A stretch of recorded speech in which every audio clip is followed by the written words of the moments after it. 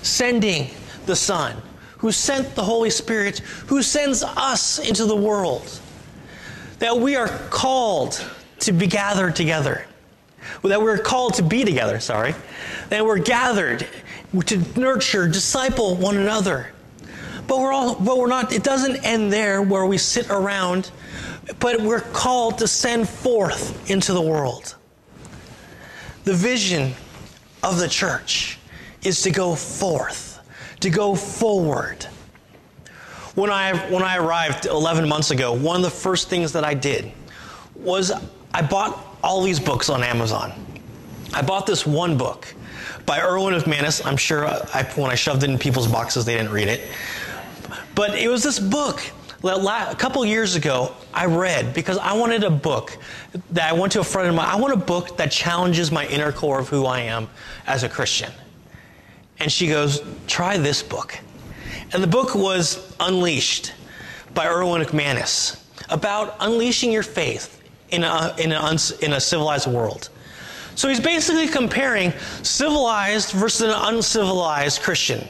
A civilized Christian is one where the world permeates the church and thinks that it's just okay to be in the church. It's okay to be the status quo. You don't want to rock the boat.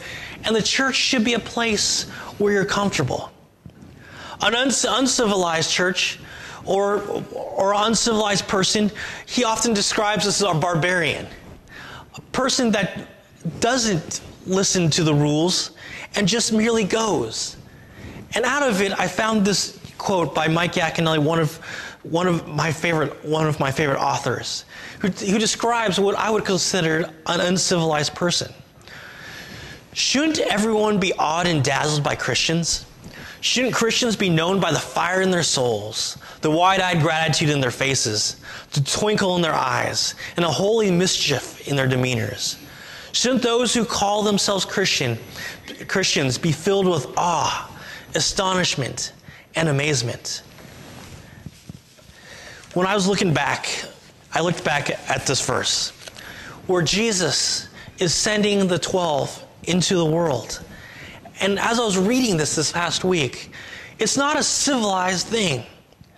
But our faith in response that as we go into the world, we shouldn't be comfortable in doing evangelism, reaching other people, and doing what we should be doing as a church is not a comfortable thing. In Matthew 10, verses 5 and on, I'll take a couple of verses. It talks about that these 12